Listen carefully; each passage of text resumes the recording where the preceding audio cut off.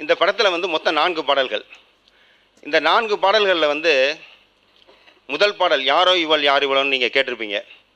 அது மறைந்த நான் முத்துக்குமார் ஐயா எழுதின அந்த பாடல்.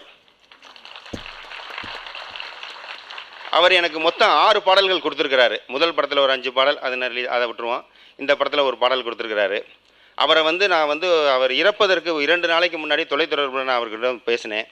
ஐயா நீங்கள் அந்த மாதிரி வரணும்னா அப்போ தான் அவர் சொன்னார், எனக்கு டைஃபாய்டு காய்ச்சலாக இருக்குது, எம்எஸ்எஸ். அவர் எம்எஸ்எஸ்ன்னு தான் சொல்லுவார், எம்எஸ்எஸ்.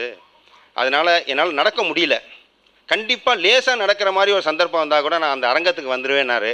ஆனால் கடைசியில் அவரை வந்து கவிஞர் நான் முத்துக்குமார் அரங்கம்னு பேர் வைக்கிற லெவலுக்கு நம்மளெல்லாம் ஆக்கிட்டார். அது மிக வருத்தமாக இருக்குது. இந்த மேடை ஒரு முத்துக்குமார் அரங்கம் என்னும்போது நான் முத்துக்குமாரை பற்றி நிறைய பேசலான்னு வந்தேன். ஆனால் காலமும் களமும் இது சரியில்லாதனால் ஒரு கவிஞனை இறந்ததற்கு பிறகு கொண்டாடுகிறோம். ஆனால் அவன் வாழும் காலத்தில் கொண்டாடப்படுவதில்லை என்ற மிகப்பெரிய வருத்தம் எங்களுக்கெல்லாம் இருக்கிறது. அந்த வகையில் இன்னைக்கு கூட பார்த்திங்கன்னா இந்த மேடையில் இன்னும் 2 நாற்காலி நீங்கள் போட்டிருக்கலாம். ஆட்காட்டி ஆறுமுக மன்னன் அவர்களுக்கும் இன்னொரு கவிஞர் எழுதியிருக்கிறார். ஏன்னா வாழும்போதே அவனை அங்கீகரிக்கும் போது தான் ஒரு கலைஞன் அவனுடைய ஆத்மா வந்து திருப்தி அடையணும். எல்லாருமே ஒரு நாற்காலிக்காக வேண்டிய ஒரு பேருக்காக தான் ஓடிக்கிட்டு இருக்கோம். அப்படி தான் முத்துக்குமார் ஓடினான். எங்கேயுமே நிற்கிறதுக்கு கூட நேரம் இல்லாமல் ஓடிக்கிட்டு இருந்தான். நிறைய ஓடிட்டான். அதனால தான் அவனுக்கு வந்து இன்றைக்கி இயற்கையை கொஞ்சம் இளைப்பாருன்னு சொல்லிட்டு அழைச்சிக்கிட்டதுன்னு எங்களுக்கு மிகப்பெரிய வருத்தம் இருக்கிறது.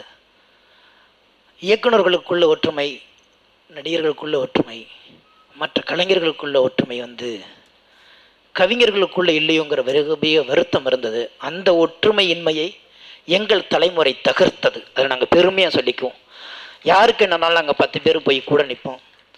அப்படி அவசரமாக ஓடி இன்றைக்கு அந்த கவிஞனை காலம் தன்னோடு ஈர்த்து கொண்டு போனது மிகப்பெரிய வருத்தமாக இருக்கிறது.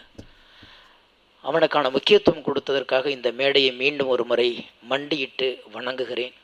வரதட்சணைக்கு இன்னமும் வரதட்சணைங்கிறது தாராளமாக இருக்குது. அது கூட ஒரு இடத்துல வந்து ஐஸ்வர்யா பேசுவாங்க, வரதட்சணை கேட்குறது ஒன்றும் தப்பு இல்லைம்பாங்க. அந்தளவுக்கு ஆக்கி வச்சுட்டாங்க இப்போது. ஸோ இவ்வளோ தான் படித்து எவ்வளோ தான் நாகரிகமானாலும் இன்னும் வந்து பழக்கம் போல. அதுக்கு அகேன்ஸ்டாகவும் ரொம்ப ஸ்ட்ராங்காக சொல்லப்பட்டது.